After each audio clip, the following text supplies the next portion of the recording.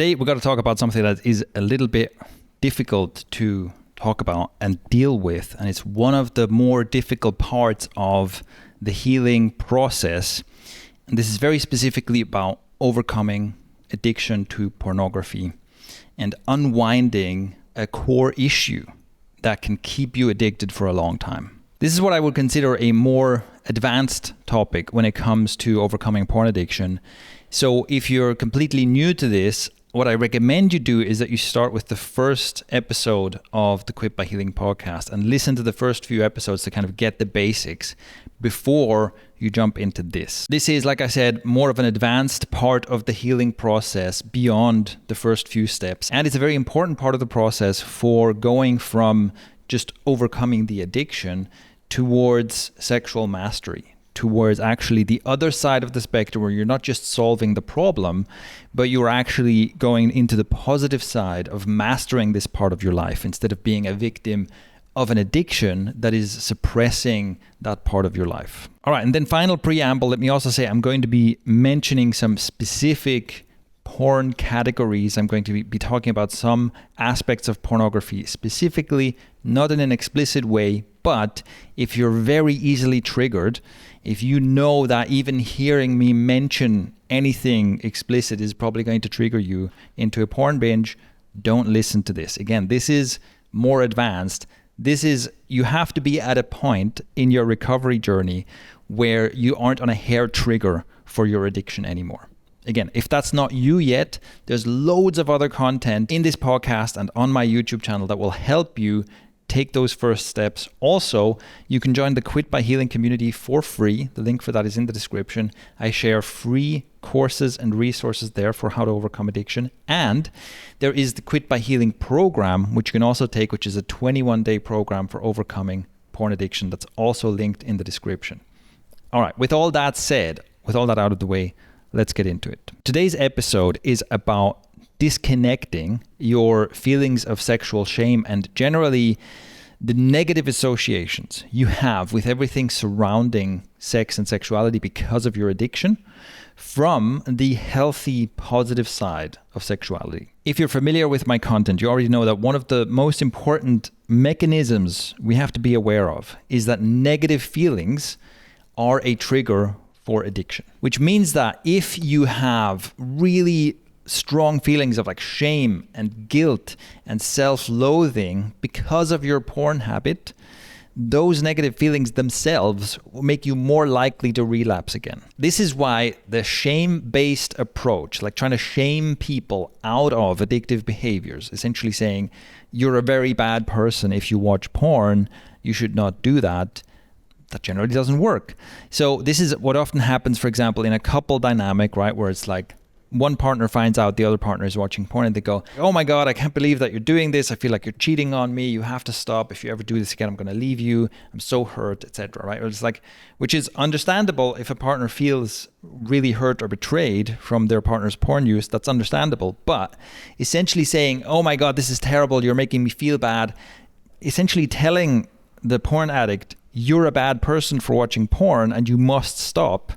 That almost never works. And similarly, this is also with like the religious approach. Let's say, unfortunately, many religions are imbued with a lot of shame around sex in general, and of course pornography as well, and even like self-pleasure. And essentially telling people you're not allowed to do this, it is bad and sinful, and God is angry at you if you do this, it generally doesn't work. Whether you're religious or not, like you have to acknowledge that on a large scale, we've tried this on like billions of people and the success rate is extremely poor.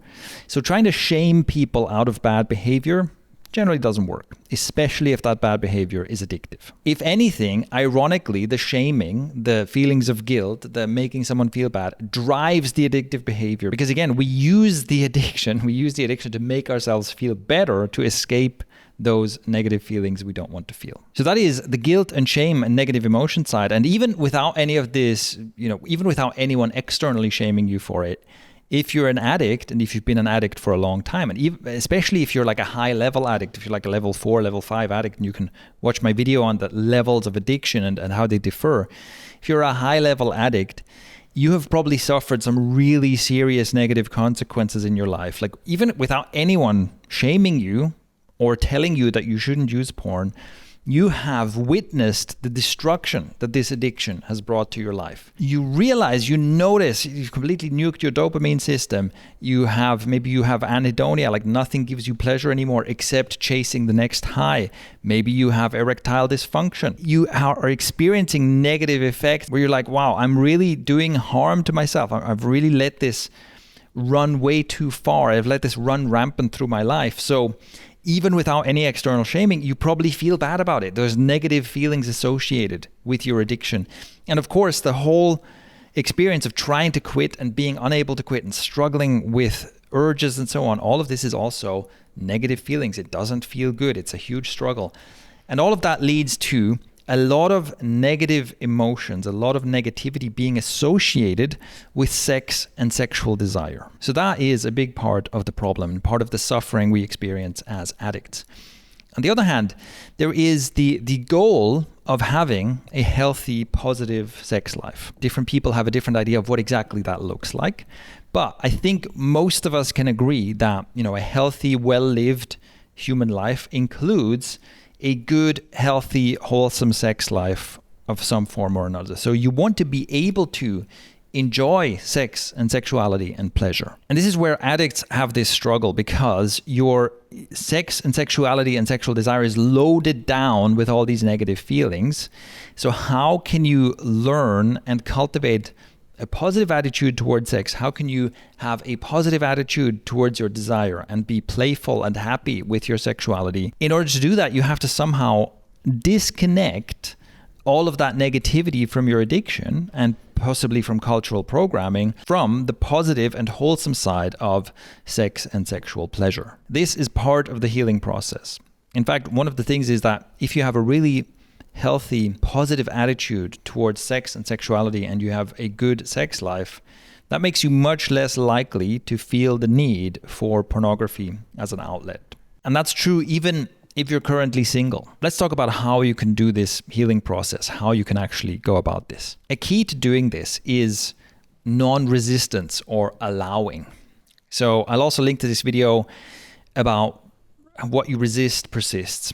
Basically trying to resist things, trying to push things away makes them persist and makes them stronger in general. So therefore, trying to push away aspects of your sexuality, trying to get rid of certain desires, that generally doesn't work. In fact, the opposite tends to work if you just allow yourself to express your desires and also allow yourself to express your frustrations, your negative emotions, whatever comes up.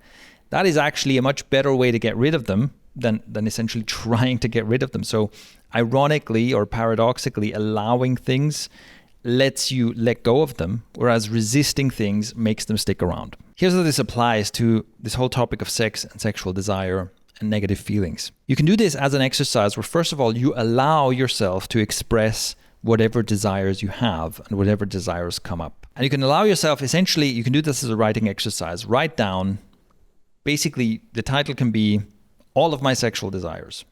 And then you write down everything that comes to mind. Absolutely everything that feels like this is a sexual desire I have. And the rule is everything is allowed. You're allowed to express absolutely everything that comes up. This by itself can be a cathartic and healing exercise because maybe you've been suppressing some of these things constantly and you've only kind of leaned into it a little bit whenever you've been consuming porn. And whenever you've not been in the kind of porn brain haze, you've always been trying to keep these things away from yourself. And just allowing yourself to say, here's a desire, here's whatever comes up, can be itself quite healing. Next, you can look at everything you wrote down and you can realize the following. As someone who's been using porn for a long time, there are going to be certain things in there that you have that you maybe feel a desire for, or maybe things that you have consumed as porn, but they don't even come up when you write down your desires. But there are going to be certain things that are not your real authentic sexual desires. In other words, there's going to be things that you have either watched porn of or that come up when you write down your desires that are not a real desire. They're actually a porn brain phenomenon. So because of the way addiction works, we tend to keep escalating, right? We start with something relatively mild and we escalate to heavier and heavier stuff.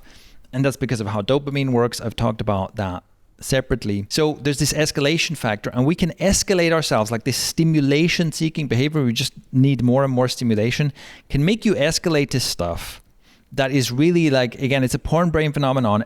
Actually, you don't want this. You're just so desperate for an extra hit that you end up watching stuff that is quite removed from your real desires. And an example of this is this phenomenon with porn addiction where people end up watching content that is not aligned with their sexual orientation, which is to say, if you're straight, you end up watching gay porn. And if you're gay, you end up watching straight porn. This is reported in data, in research data. This happens both ways. So what that means is, you're actually straight. Your real sexual desires is to have sex with someone of the opposite gender, but by pure stimulation seeking, you have escalated yourself into consuming content that is homosexual content. And it's like, you don't actually want that. You don't want that in real life. That's the truth of it. But it's a porn brain thing that it seems like you want it. There are also going to be some desires that are the result of some kind of repressed trauma that, again, are not entirely real sexual desires. An example of this might be something related to, let's say, experiencing pain, where maybe you're watching content of people inflicting pain on each other in various ways. And that could be a real desire, like sensation play. You like the excitement of like the contrast between pleasure and pain. But it could also be that you're somehow externalizing the incredible guilt you feel about your own porn use and about your sexual desires, where you feel like, I need to be punished for this.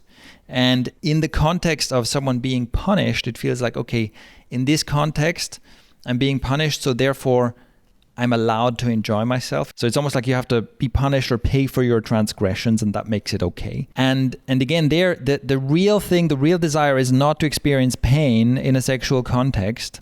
The real desire is to escape the negative feelings you have. It's some kind of a projection of a trauma. Another example of this that I suspect applies to many people, but not everyone, but many people probably who watch cuckold-themed pornography, that might not be a real sexual desire you have. It might just be that you're fetishizing the experience you're having as a porn viewer. So as a porn viewer, you are kind of a third party watching other people have sex.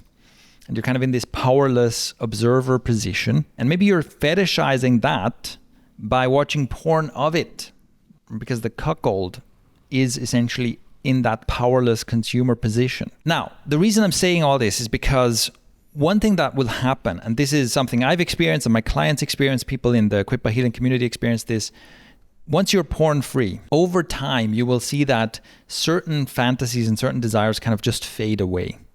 So while you were actively watching porn, maybe you were constantly watching, again, some porn where people are being punished and pain is being induced. But then when you're porn free, the longer you're porn free, the less interesting that becomes. And eventually you're just like, why did I even like that?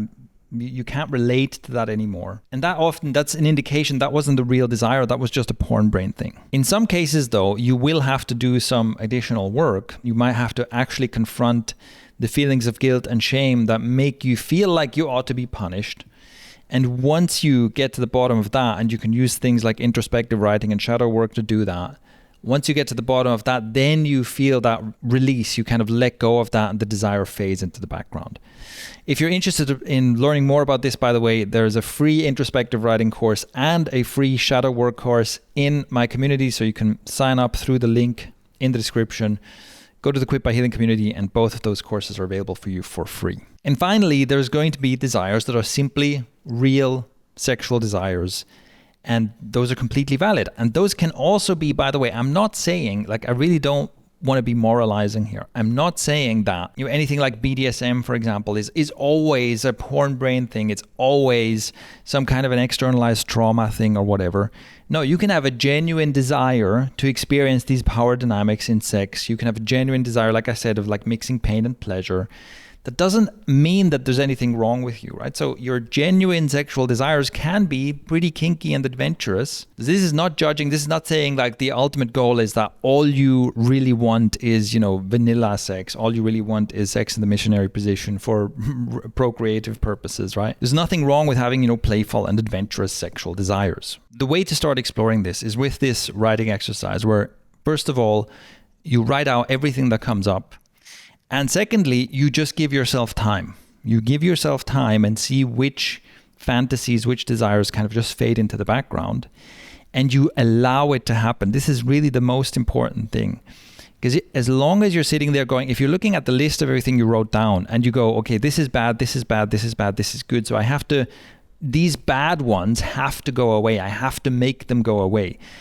That is going to be a problem, because you're resisting them, which will probably make them persist. So instead, look at the list of everything you write down and ask yourself, well, which ones am I resisting? Which ones feel bad?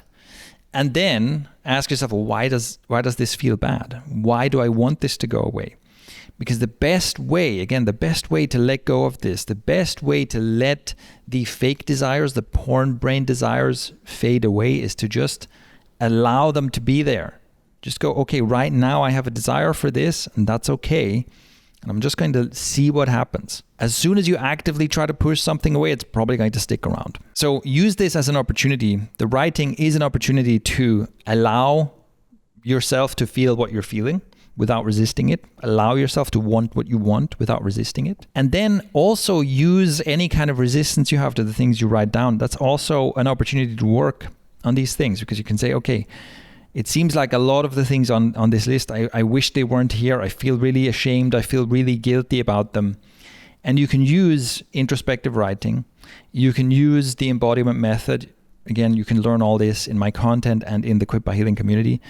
You can use that to unwind or further explore these feelings. And ultimately, the better you are at allowing these things and just observing them as they are, the faster your brain will reset and your desires will reset to a healthy, normal sex life and normal sexual desires. And the work here is to get to the point where you can just say, okay, look, I have the desires I have, which also you don't always have to take action on them. Just because you have a desire for something doesn't mean you have to do it. But you can acknowledge, I have these desires, this is going on, and I can accept this about myself. There's nothing shameful about having sexual desires, having kinky sexual desires. There's nothing shameful about this. There's nothing wrong with this. There's nothing wrong with being a sexual creature with desires and fantasies. And the closer you get to that, the closer you get to complete acceptance of your own desires, the more you will loosen the tension that is getting in the way of you having a good and healthy sex life. The more you'll be able to be relaxed and playful and have a good sex life. So this is one of the things we're doing, this inner work. Detecting the tension and letting yourself let go of that tension can make a huge difference to your enjoyment of your life and specifically your sex life. So that's an overview of one thing we need to be aware of about the two sides of all the sexual pain and shame and guilt, and on the other side, the wholesome, positive sexual desire. Do this writing exercise. It can be pretty intense.